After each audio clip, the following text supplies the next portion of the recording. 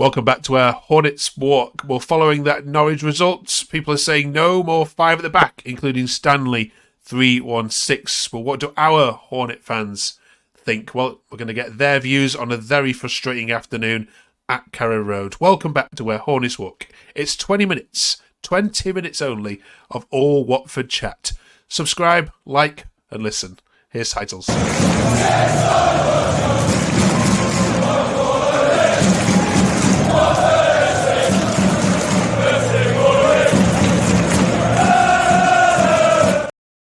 Welcome back, Rio and Aaron, fresh back from Norwich, and it feels like Aaron, normal services resumed on this channel.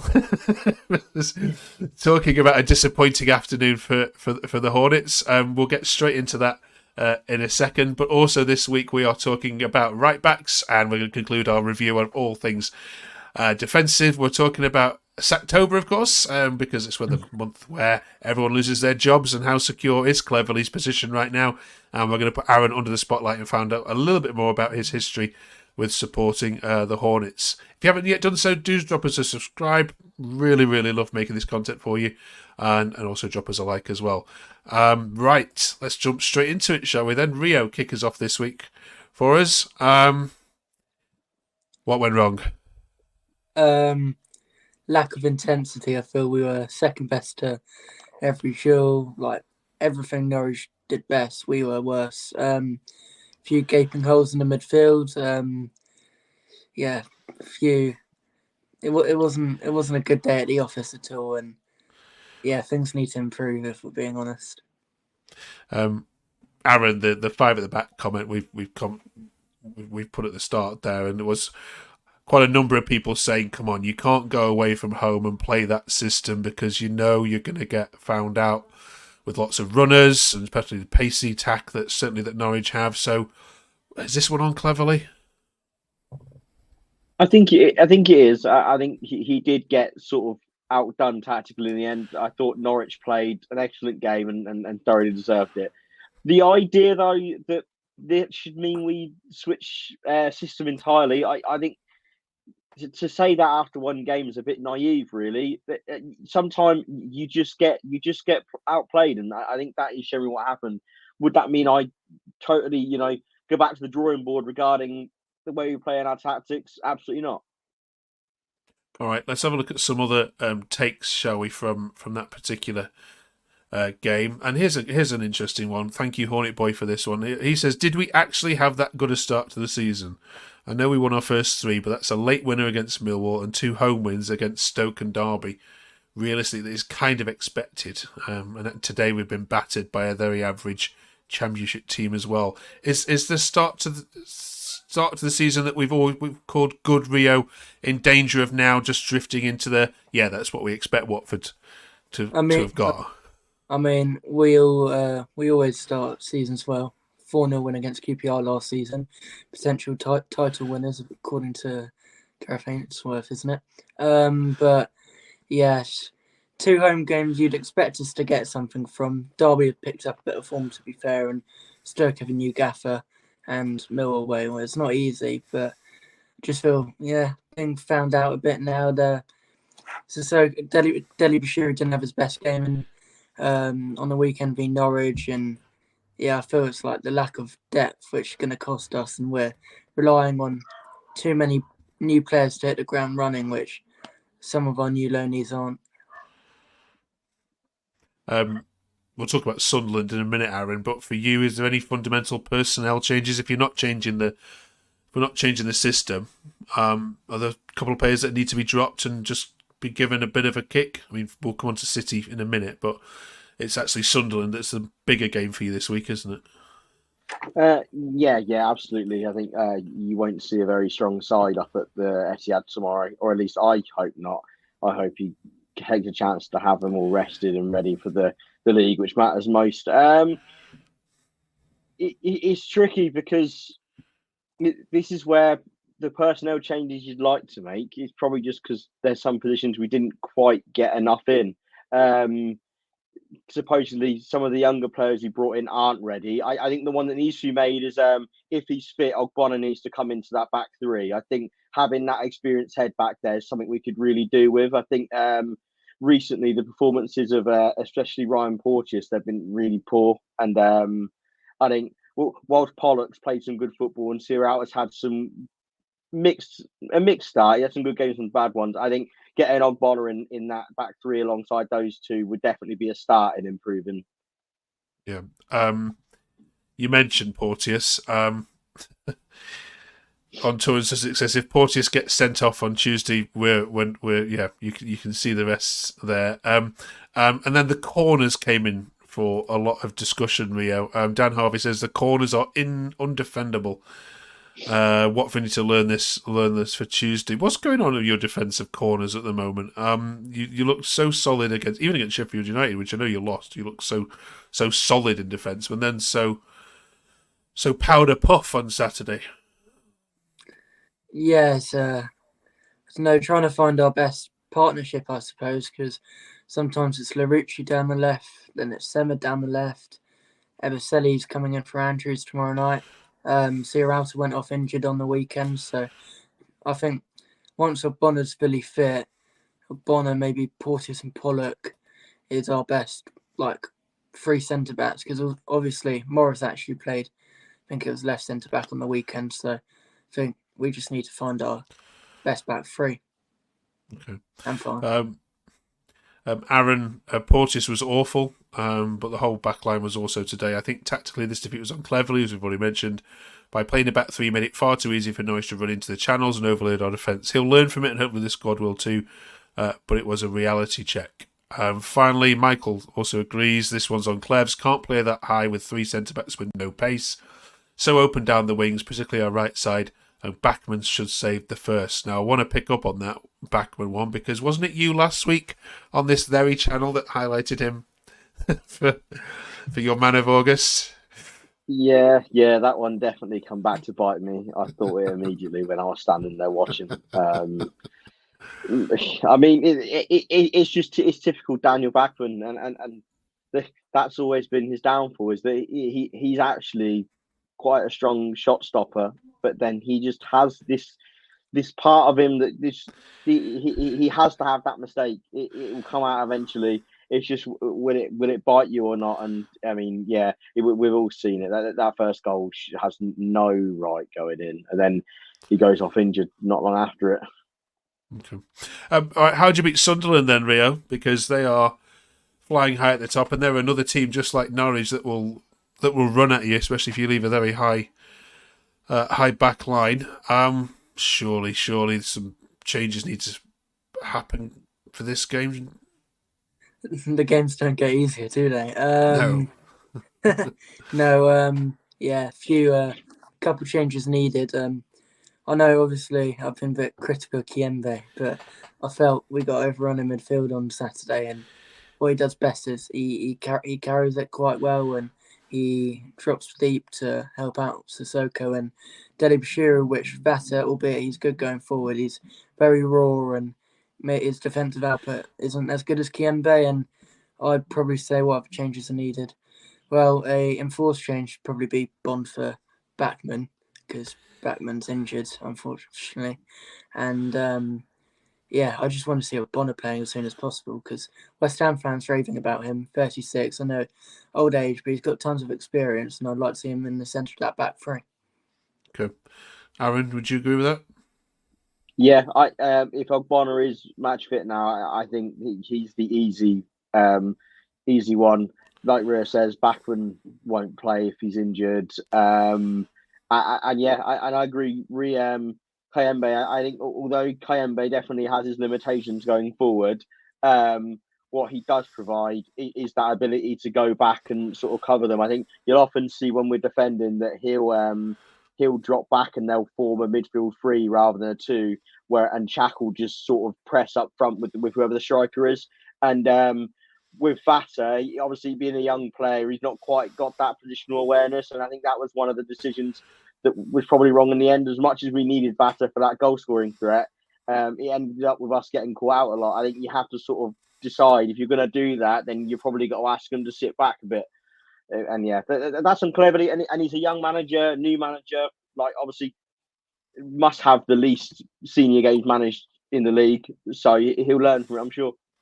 Okay, just a quick word on Norwich. There's a clip of what they're calling toff ball going around, where I think the third or fourth goal is 20 passes, I think, strung together, and not a Watford. I think all 10 outfield players get a touch on the ball before the ball ends up in the back of the net. I mean, it's never good to see things like that, is it? But do the players just need to own that result a little bit and just make sure things like that never happen again? I mean, it's bordering on embarrassing, isn't it, when you see goals like that being conceded?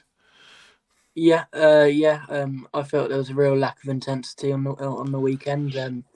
Last season, well, apart from like the last few games under Valor and Ishmael, players may not have had the quality, but you couldn't fault their effort. They were giving 110% every game. But on Saturday, it just reminded me a bit of that Rob Edwards season where we had Slaven Bilic and Valor and Ishmael as well, where we don't have as good players this season, but just they had a lack of belief in themselves.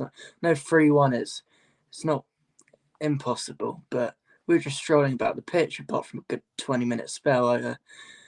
The same happened against Coventry in the first half. I just felt we need to have the intensity for the whole 90 minutes, and yeah.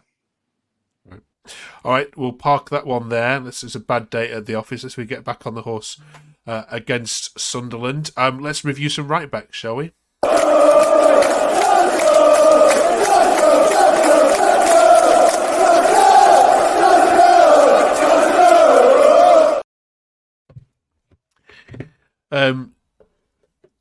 So in terms of transfermarket.com, Aaron, sorry, Rio, we're covering your face. See that. In terms of transfermarket.com, it suggests that this is a healthy number, but I know some of these won't necessarily play at right backs. First of all, Aaron, as a footballer yourself who's played a little bit, do you think it's right that any footballer should be able to step up to right back? Do you think it's the one position that, if you're a footballer, you should be able to play there anyway? Nowadays, to be honest, certainly not. Especially in the way we play, being wing backs. I think back in the day when the fullback was, as it was, the sort of traditional right back, you stand in the line with your centre backs and you just defend the wide area. Then I think that argument was probably fair. But now, with how much that position's evolved, I think you probably need to be the best athlete on the pitch for sure. Obviously how we play with the wing backs that have to shut up and down the pitch, go very wide and very high.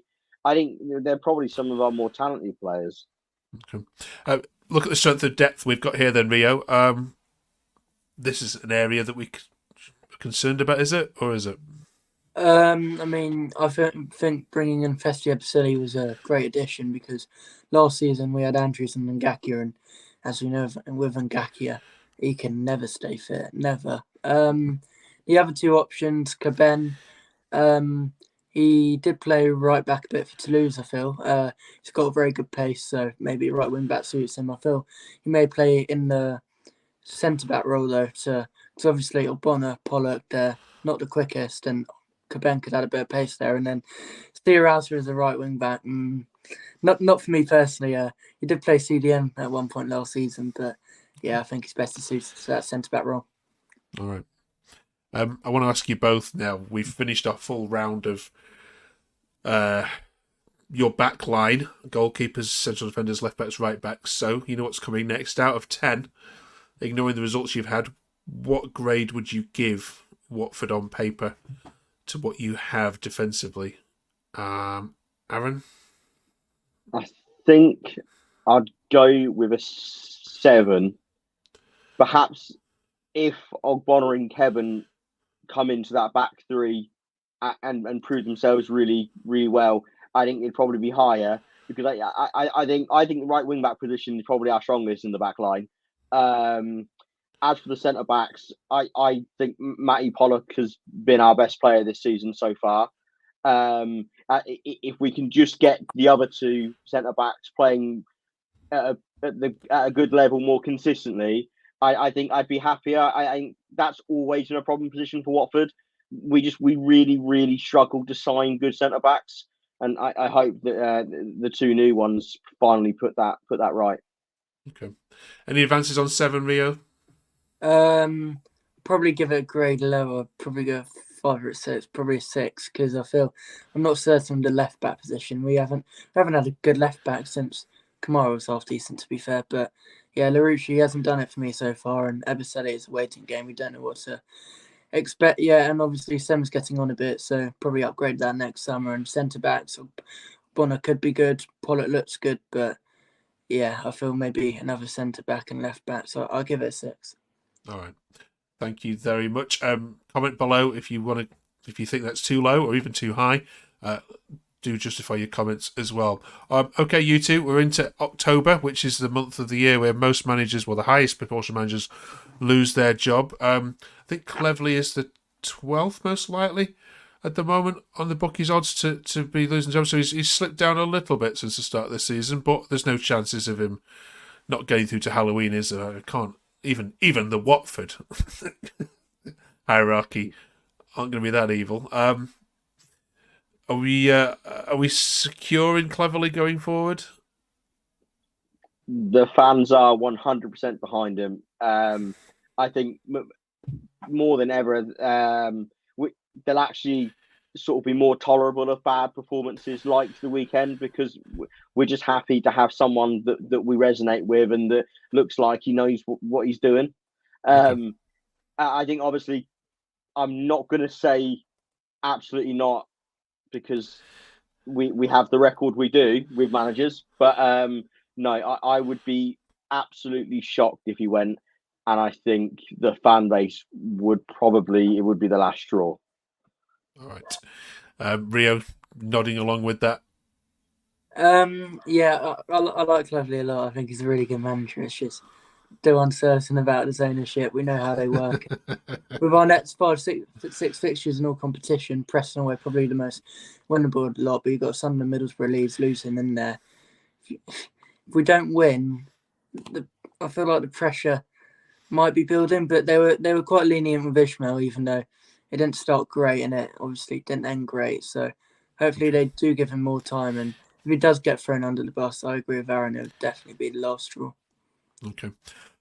All right, then. Finally, then this week, then we're finding out a little bit more about each of our podcasters as we head through the year. Rio, just going to drop you off the screen for a second. Don't go away too far though. Aaron, the spotlight is on you. To find out a little bit more about you, and we've got some nice cheesy music, I hope, in the background to play as well. So tell us, first of all, what's your first ever Watford game you attended? So I'm told that I was taken as early as the age of 2. My mum reckons it was Crystal Palace, but she can't quite remember. But yeah, no, I used to be on the terraces from when I was very young. The earliest game I can remember myself, though, was I went to a friendly away at Northampton Town in, I think, 2010. That's the earliest game I can remember going to myself. I went with my granddad. Okay. Who's your favourite player growing up? It was firstly Lloyd Doyley. I loved Lloyd Doyley. But as I sort of got older into my teens, it was definitely Troy Deeney. Okay, fair enough. A favourite away day? Ooh, one of my favourites is, and it's because it's a personal thing for me. We went away to West Ham in the Premier League in the 16-17 season. We went 2-0 down after about 15 minutes and ended up coming back to win 4-2. And my dad's actually a huge West Ham fan, season ticket holder. So it was sort of fun to have such an exciting game and then be able to get one over on him at the end of the day. Fair enough. And quickly talk us through your match day routine. So me and Mum get down there. We drive down there. I live in the Midlands. So yeah, we drive down to every home game. Normally go for a bite to eat. There's any visitors of Vicarage Road this season, there's a lovely a chicken shop, Grilled Cottage. I used to go in there quite a lot. Or when I was first coming, but they're sadly shut now, there was a cafe called Dominic's, which we had many a breakfast in before a game. It was lovely. And yeah, I've sat in every stand at the stadium over sort of the time going, but I currently sit in the Upper Graham Taylor. So after my food, I'll go into the Red Lion for a pint, and then I head into there. All right. And finally, the best ever game you've watched for Watford. My best ever Watford game, it would have to be the FA Cup semi-final against Wolves, where we won 3-2 in extra time. Amazing. Thank you very much for that. Rio, you won't escape that Inquisition, and we'll do you next week. Thank you very much, Aaron, for sharing all that with us. Thank you all for watching Where Hornets Walk. It's the quickest, most compact review of everything Watford. We know there's lots of hour chats you can listen to. Listen to Rio's Spaces. What night can we listen to you, Rio, and Twitter? Monday nights. Okay, no. Just after this, yeah. Okay, right. Go and listen to us. Then go listen to Rio do some more Spaces. Thanks, Aaron. Thanks, Rio. We'll see you next week at the other side of the Sunderland game. Cheers.